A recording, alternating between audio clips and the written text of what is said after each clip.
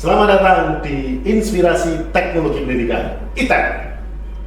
Hari ini kita kedatangan tamu yang sangat luar biasa. Tamu kita ini adalah orang yang berjasa besar dalam mendirikan program studi teknologi pendidikan. Beliau adalah Bapak Dr. Agus Effendi, MPD. Tepuk tangan untuk beliau. Selamat sore Pak Agus. Selamat sore. Apa kabar? Selamat sore Pak Eka. Kabarnya baik-baik. Sehat walafiat. Alhamdulillah. Saya lihat Bapak makin hari makin cerah ceria. Alhamdulillah. Pak Agus, terkait dengan prodi teknologi pendidikan ini adalah prodi baru, ya, paling baru ya di FKIP karena baru berdiri tahun 2021 ya Pak Agus ya. Iya. Nah, apa sih Pak urgensinya prodi ini harus ada gitu? Iya. Kita sekarang ini kan sudah namanya era zaman teknologi. Industri 4.0. Ini teknologi itu sudah tidak bisa kita hindari.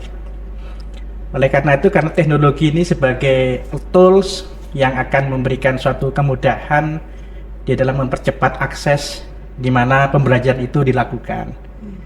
Nah, teknologi emang itu harus ada. Ya. Tapi jangan sampai kita itu diperbudak oleh teknologi. Nah, itu Pak. Nah, sehingga kenapa teknologi pendidikan itu harus ada? Memang ini adalah suatu prodi yang sangat bergengsi dan seksi sekali. Wah, keren ya Pak ya. Keren sekali gitu ya. Karena saat ini pembelajaran tanpa teknologi itu tidak ada apa-apanya. Dan teknologi kurang komplit. Teknologi harus ada berdampingan dengan pembelajaran. Dan ini yang harus kita lakukan. Oleh karena itu, terkait dengan apa yang menjadi urgensi, teknologi pendidikan saat ini sangat-sangat dibutuhkan, terutama di dalam bagaimana mempercepat tumbuhnya akses pendidikan kita. Karena saat ini sudah teknologi tidak bisa kita bendung. Kemudian peserta didik pun juga pemahamannya pun juga sekarang tidak bisa kita bendung karena adanya perkembangan teknologi, sehingga teknologi perlu kita kendalikan. Jadi TP ini saat ini sangat dibutuhkan ya Pak ya? Sangat dibutuhkan sekali. Lulusannya sangat dibutuhkan dunia industri, khususnya di dunia pendidikan. Betul. Gitu ya Pak Agus? Betul. Nah, kira-kira kalau nanti mereka sudah kuliah lalu lulus, apa pekerjaan yang relevan untuk teknologi pendidikan itu Pak Agus? Oke. Untuk teknologi pendidikan ini memang aksesnya sangat luas. Jadi tidak hanya bergerak di bidang pendidikan, tetapi non pendidikan juga teknologi pendidikan ini sangat dibutuhkan. Gitu ya. Contoh misalkan kalau di dalam dunia pendidikan mereka bisa lulus dengan mengabdi kepada sebagai guru atau tenaga pengajar. Jadi guru bisa. Jadi ya, guru bisa. Jadi terutama yang terkait dengan bidang-bidang teknologi, media gitu ya. Baik itu di sekolah menengah umum atau di sekolah menengah kejuruan gitu. Nah, jadi saat ini tidak hanya terbatas pada di tenaga kependidikan, dan juga di non pendidikan pun juga teknologi pendidikan ini memang sangat-sangat dibutuhkan. Ya, bahkan ada profesi PTP ya Pak. Bahkan ada profesi PTP.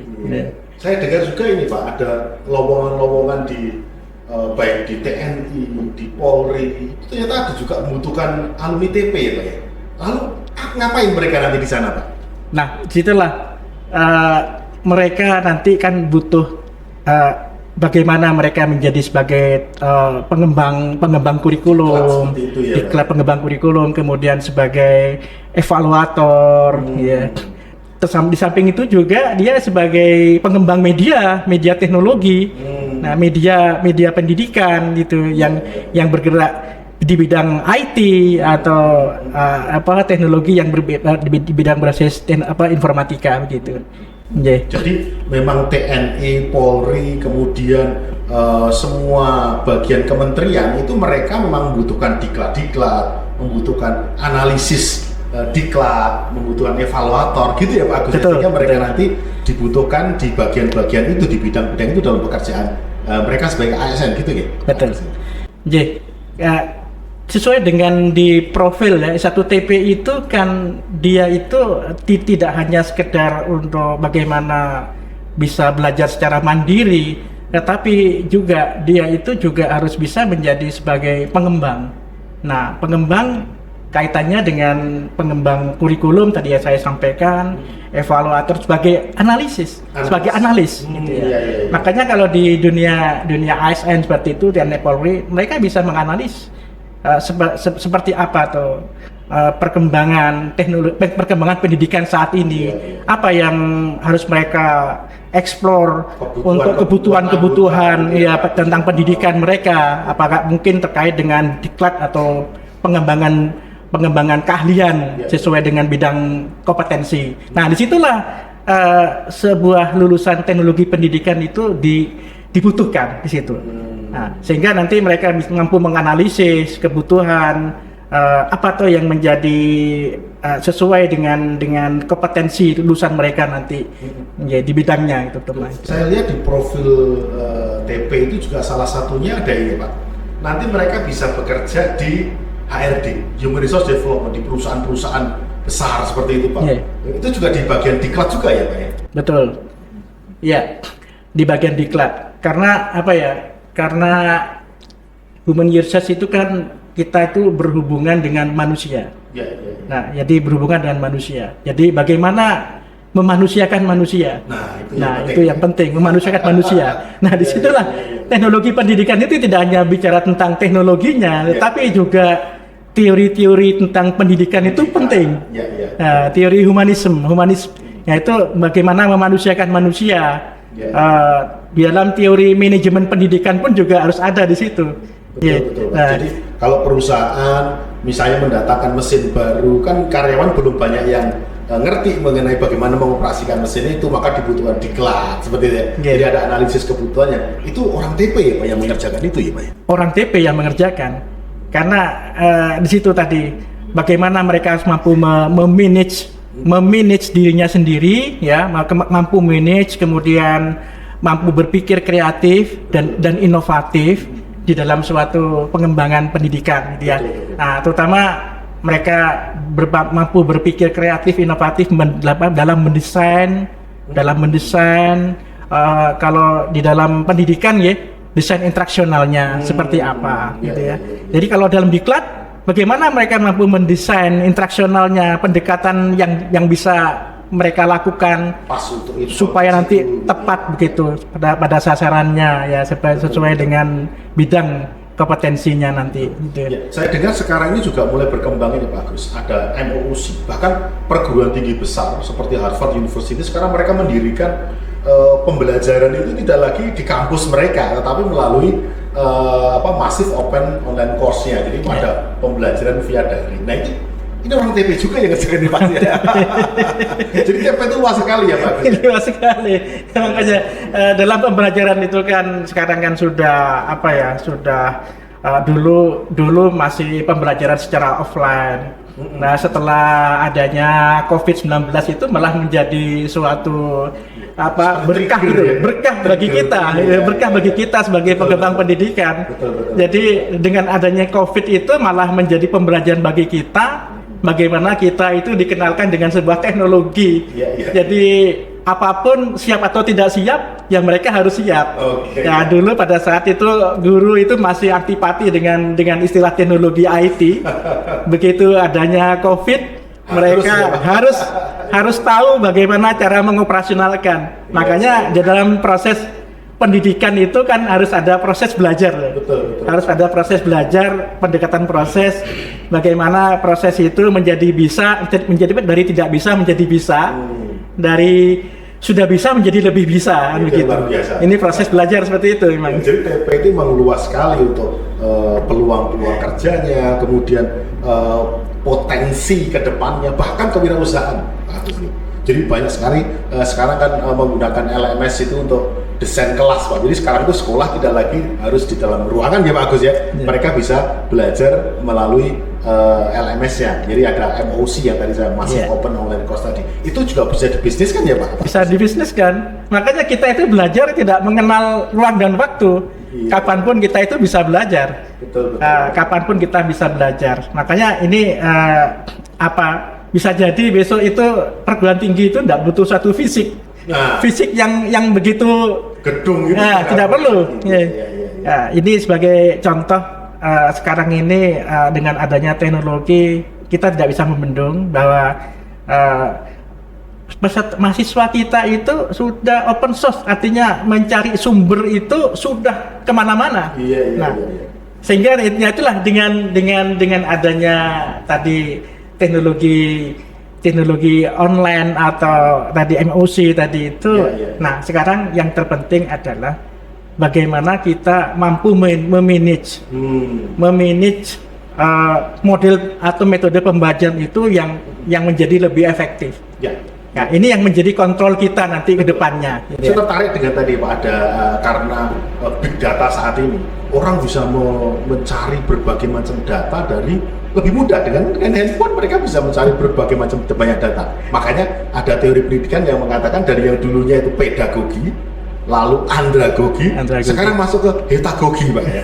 Nah itu bahkan orang-orang SD saya dengar tuh di Sulawesi, di Lampung, lulusan SD bisa bikin helikopter.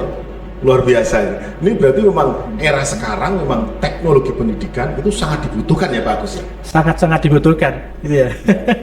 Jadi para pemirsa jangan pernah khawatir bahwa TP itu pasti banyak peluang kerjanya, bahkan Anda bisa bekerja di instansi pemerintah ataupun sebagai pengusaha. Luar biasa. Nah Pak Agus terima kasih, beliau ini adalah pendiri teknik pendidikan. Selain nanti ada Bu Triana, lalu ada Pak Dekan dan sebagainya yang pasti. Tapi pertama kali kaprodi di S1TP itu adalah Bapak Dr. Agus Effendi.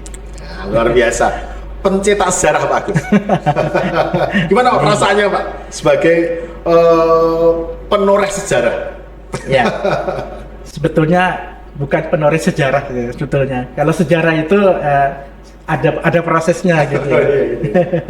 Jadi ya kami kalau disebutkan sebagai penulis sejarah ya saya juga bersyukur dengan berdirinya S1TP ini menjadi suatu awal bagi kita karena kita sudah punya S2TP, kita sudah punya S3 ilmu pendidikan dan ini sangat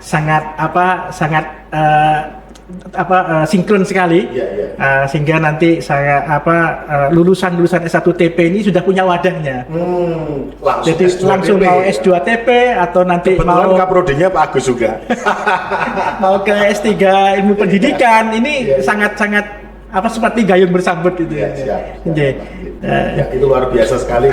Para pemirsa, TP di UNS ini sudah terakreditasi dan kita punya S2-nya dan S2-nya sudah terakreditasi unggul. Ada S3-nya, S3-nya IP, wah luar biasa. Ya, kita melihat bahwa Pak Agus ini punya banyak sekali peran penting di FKIP, terutama peran menjadi sekretaris senat ya Pak Agus ya, Kaprodi dan sebagainya. Kaprodi pernah di Kaprodi PTIK. Lalu kaprodi di S1TP, kaprodi di S2TP, luar biasa sekali. Pak Agus, saya melihat Bapak ini lahir di Bangkalan ya Pak? Iya betul. Bangkalan Madura Pak? Madura. Kok bisa jadi doktor, bahkan sekarang calon profesor Pak Agus? Amin.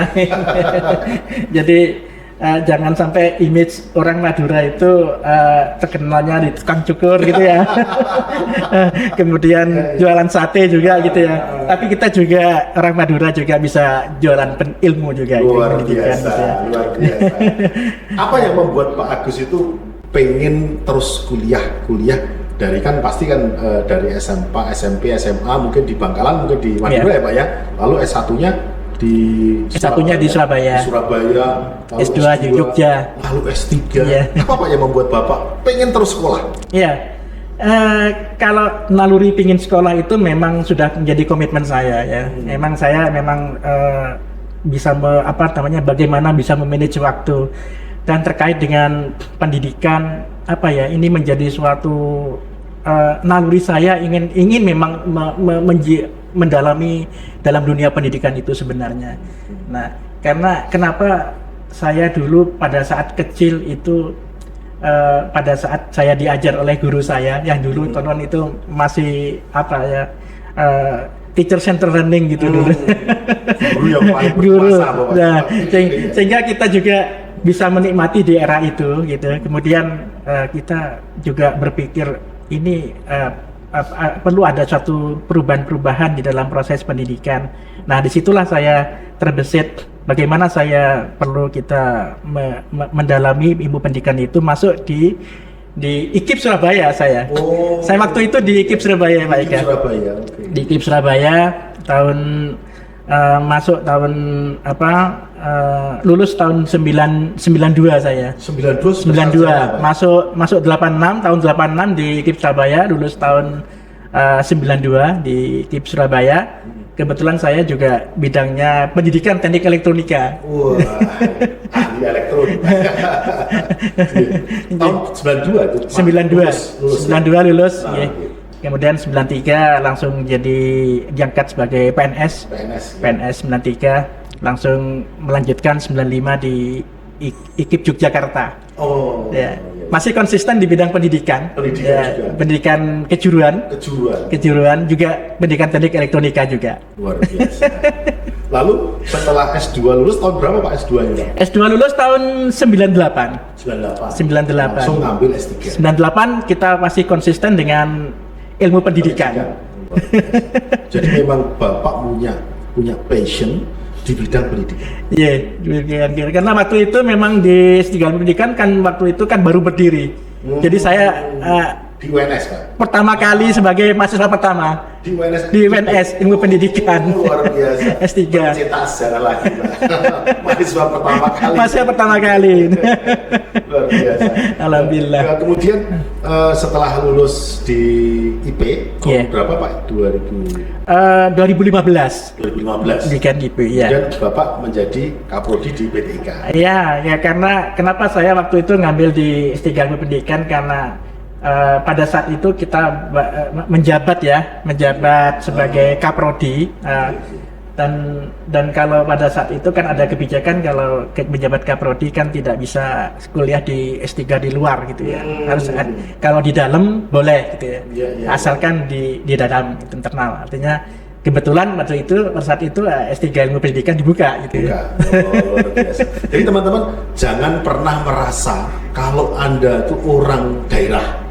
Ya Pak Agus tadi kan dari Bangkalan ya Pak Agus ya. Orang daerah pun juga bisa sukses menjadi seorang doktor, bahkan pimpinan program studi, bahkan pernah menjadi sekretaris senat di FKIP. Wah, luar biasa. Jadi tidak ada yang mustahil bagi orang yang mau berusaha dan yakin bahwa dia bisa.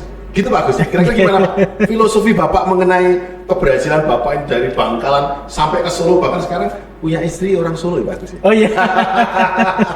Istri ya asli Solo Karanganyar. Asli Solo. Putranya sudah 3 sekarang. Putra 3, yang pertama di kedokteran sudah lulus ini. Wah, tinggal ini sudah koas mau selesai. Yang kedua juga di kedokteran juga. Dokter semua. Dokter semua. Bapaknya guru, anaknya dokter juga. Wah, luar biasa. Jadi teman-teman, siapapun Anda, meskipun Anda ini anaknya orang tidak punya, Anda berasal dari daerah terpencil sekalipun, kalau Anda mau bekerja dengan tekun, dengan rajin, punya semangat, pasti sukses. Pak Agus sudah membuktikannya. Dan hari ini beliau ada di tempat ini. Luar biasa. Ada lagi Pak yang mau disampaikan terkait dengan pengalaman Bapak yang membuat Bapak itu berjuang, tentu saja tidak mudah ya Pak ya, perjuangan Bapak dari Bangkalan, Madura ke Solo, nggak mudah. Apa yang membuat Bapak itu punya motivasi kuat untuk berhasil dalam kehidupan ini? Iya, terima kasih Pak Eka. Orang berhasil dan sukses itu sebetulnya tidak hanya diandalkan dari tingkat intelijensi seseorang. Tidak hanya intelijensi. Intelijensi itu tidak suatu menjamin kesuksesan seseorang dalam mencapai sukses. Jadi kesuksesan itu bisa diambil dari sisi otak kanan manusia itu sendiri. Karena manusia itu kan ada 2, otak kiri dan otak kanan. Otak kiri itu lebih cenderung kepada intelijensinya. Otak kanan itu adalah lebih kepada kreativitas dan inovatif. Nah, disitulah Jadi bagi teman-teman semua yang merasa misalkan intelijensinya itu kurang bagus, matematikanya 5 misalnya. Matematikanya gitu ya. 5 itu tidak seperti ya, tidak harus dia tidak sukses, Iya. tetapi masih ada peluang kesuksesan. Iya. Adik-adik semuanya itu ini memiliki otak kanan, Iya. yang mana otak kanan itu fungsinya adalah bagaimana seseorang itu bisa kreatif dan inovatif. Nah, Kreatif, inovatif. disitulah pentingnya inovasi dan kreatif cara berpikir seseorang. Nah, itulah tidak lepas dari pengalaman seseorang juga. Nah, pengalaman itu ya bagaimana mereka mampu mencari pengalaman-pengalaman itu, baik itu pengalaman secara internal dari rumah tinggal kita, di rumah orang tua kita, itu sebagai pengalaman juga, pengalaman juga gitu. Jadi orang tua itu yang mengarahkan kita, yang mendidik kita, itu sebagai pengalaman kita. Jadi peran orang tua itu sangat penting, Pak Ika. Sangat penting untuk mengarahkan anak itu menjadi satu perkembangannya, mentalnya itu menjadi lebih bagus. Jadi yang pertama itu orang tua itu yang sangat mendukung. Kira-kira bapak atau ibu yang dulu tuh sangat memberikan inspirasi ke Pak? Iya, kalau orang tua, kalau ibu kan memang mohon maaf, ibu hanya lulusan SD pada saat itu. Nah, bapak itu dari TNI Polri, TNI Polri dari Brimob itu. Jadi memang orang tua memang disiplin dan sangat tegas sekali, terutama dalam hal belajar. Itu memang belajar itu selalu diawasi. Pada saat itu diawasi, saya SD sampai SMP itu selalu diawasi. Kapan bermain, kapan belajar itu. Dijadwal ya Pak? Dijadwal itu. Itu kalau dilihat di kamar itu bingung kalau belum belajar kita ditegur. Itu SD sampai SMP. SMP kelas 1. Nah, setelah SMP kelas 2 dan kelas 3 itulah sudah tumbuh kemandirian seseorang, di mana pentingnya belajar itu untuk apa, untuk siapa, tanggung jawab pribadi. Nah, situlah peran orang tua, Pak Eka. Orang tua mengajarkan kamu belajar pinter besok itu bukan untuk orang tua, bukan untuk bapak ibu, tetapi untuk kamu, gitu ya. Nah, disitulah perkembangan peserta didik. Kalau di sini kan ada mata kuliah perkembangan peserta didik. Kalau pada dalam sini saya berpikir, oh iya, pentingnya di situ. Nah, itulah kemudian peran kita introspeksi, bagaimana memahami diri kita sendiri, jati diri kita sendiri itu sangat penting. Nah, disitulah kemudian bahkan SMP, SMA kita sudah jalan sendiri, Pak Eka. Jadi bahkan justru orang tua itu kalau kita belajarnya terlalu panjang lebar, malah disuruh istirahat. Direm. Nah, itulah. Jadi pengalaman saya di situ. Kemudian memang begini. Kesempatan itu jangan sampai disia-siakan. Kesempatan jangan sampai disia-siakan. Karena kesempatan itu tidak mungkin 2 kali. Pasti 1 kali saja. Kesempatan tidak datang 2 kali. Kesempatan tidak akan datang 2 kali, hanya sekali. Betul. Kesempatan itu mari kita lakukan seperti kita ibarat air mengalir. Bahkan saya tidak menyangka kalau saya tuh terlantar di Solo gitu. Terlantar di Solo gitu. Terdampar di Solo gitu. Nah, jadi ikut air mengalir saja seperti apa gitu, jangan sampai kita menyia-nyiakan waktu, peluang gitu selalu kita tangkap, kemudian toleransi sosialisasi dengan teman itu harus dijaga betul. Karena jaringan itu penting. Betul. Karena keberhasilan seseorang itu bukan karena dirinya sendiri, tetapi juga keberhasilan itu karena orang lain. Tetapi juga yang penting keberhasilan itu juga semuanya itu kontrol dari Allah Subhanahu Wa Taala, itu yang semuanya yang mengatur semuanya itu. Jadi tetap kita itu berusaha sekuat tenaga gitu, kita ikhtiar gitu ya, kita sabar, ikhlas semuanya itu. Tetapi berdoa itu sangat penting. Jangan lupa bahwa ada Sang Penguasa. Semuanya itu yang mengatur yang kuasa. Tapi kita sudah berupaya dulu. Nah, disitulah kita harus belajar kreatif dan inovatif. Saya harus ngapain begitu. Betul. Karena saya pengalaman pada saat dulu saya kuliah di S2 Teknik Elektronika. Kalau kita hanya sekedar belajar teori saja, itu nanti tidak akan bisa berproses. Tetapi kita waktu itu ya harus belajar dari masalah. problem-based learning. Problem-problem yang ada. Mengatasi semua permasalahan-permasalahan itu dengan cara usaha kita sendiri, karena saya orang elektro ya.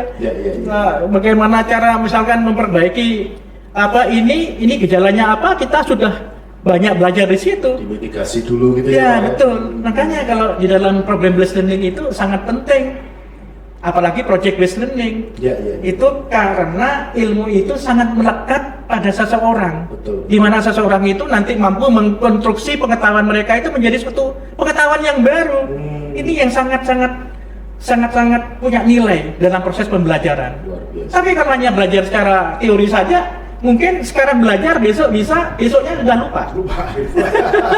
Tapi kalau sudah kita belajar mengkaji dari problem solving gitu, kemudian kita melakukan, meng-create itu sampai kapanpun sampai kapanpun tanpa buka buku pun kita sudah tahu. Betul.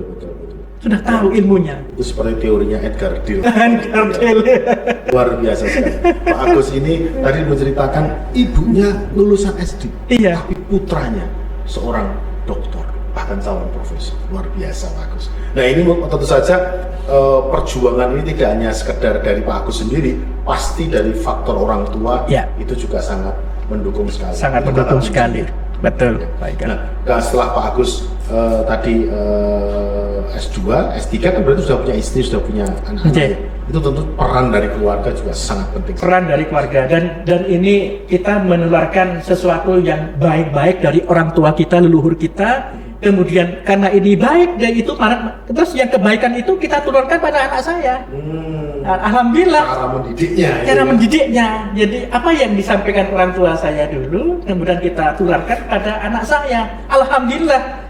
Semuanya itu alhamdulillah semuanya itu dari Allah yang memberikan mengijabahi usaha kita. Usaha doa dari orang tua. Upaya anak juga pasti anak juga mau belajar dan sebagainya itu yang membuat kesuksesan dari Pak Agus. Nah, termasuk tidak hanya kita sendiri dari pihak keluarga, tapi faktor sosial itu sangat penting.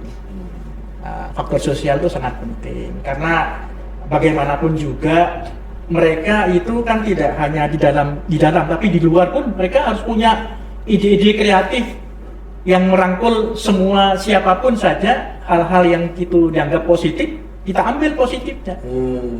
Kemudian yang negatif kita singkirkan. Itulah tingkat kedewasaan seseorang di situ. Di dalam tadi andragogik pembelajaran dewasa seperti itu. Jadi bergaul itu juga belajar. Bergaul dengan orang itu juga ternyata tanpa kita sering kita sudah belajar. Betul ya. Seperti teorinya Vygotsky Vygotsky luar biasa. Kita sudah mendapat banyak masukan, inspirasi dari Bapak Dr. Agus Effendi yang luar biasa. Nah, sekarang kita ada di sesi terakhir, Pak. Sesi terakhir ini adalah Q&A. Bapak jawab secara cepat, Pak. Wah, ini untuk bisa mengetahui apakah apa sih yang membuat Bapak itu tertarik dengan beberapa pertanyaan ini. Pertanyaan pertama Pak Agus ya, cepat aja Pak, nggak usah dipikirkan. Pilih cuaca dingin atau cuaca panas? Dingin. Dingin ya. Pilih waktu atau uang, Pak? Waktu. Wah, kenapa Pak? Waktu, Pak? Karena waktu itu adalah uang. Oh iya Pak, itu jodohnya uang juga ya Pak. Oke Pak. Yang ketiga Pak, pilih kecerdasan atau kebahagiaan Pak? Wah ini. Kebahagiaan. Pak. Karena kalau orang cerdas itu kan belum tentu bahagia. Iya. Cerdas nggak bahagia, stres. Kalau bahagia itu mereka bisa mengatur ritmenya, kecerdasan mereka bisa kita diatur. Jadi dengan bahagia orang bisa jadi lebih cerdas. Cerdas, ya betul. Luar biasa. Ya. Oke. Lalu pilih masa lalu atau masa depan, Pak? Masa depan. Kenapa masa depan, Pak? Masa lalu kan indah dari Pak Agus. Punya keluarga, bapak ibu, kenapa masa depan bagus? Masa lalu itu menjadi suatu bahan introspeksi kita untuk berbuat ke depannya. Nah, jadi masa depan inilah yang akan kita hadapi. Masa lalu biarkan menjadi kenangan saja. Pelajaran untuk kita. Pelajaran bagi kita. Untuk masa depan yang lebih baik. Masa depan yang lebih baik. Luar biasa, Pak Agus. Terakhir Pak Agus, pilih menulis buku atau menulis artikel, Pak? Kalau saya menulis buku saja. Buku Pak. Karena menulis Buku bisa menghasilkan artikel. Wah, ini Pak Goni cerdas sekali. Jadi pilihannya selalu untuk dua-duanya. Terima kasih Pak Agus atas waktunya yang diberikan kepada kita. Teman-teman para pemirsa semuanya, pelajaran penting bagi kita pada Q&A pada kita pada hari ini adalah masa lalu adalah sebagai pelajaran untuk kebaikan di masa depan. Tetap stay tune di channel kita Inspirasi Teknologi Pendidikan dengan tamu-tamu kita yang lain yang lebih dahsyat dan hebat lagi. Terima kasih semuanya. Assalamualaikum warahmatullahi wabarakatuh. Waalaikumsalam. Terima kasih Pak.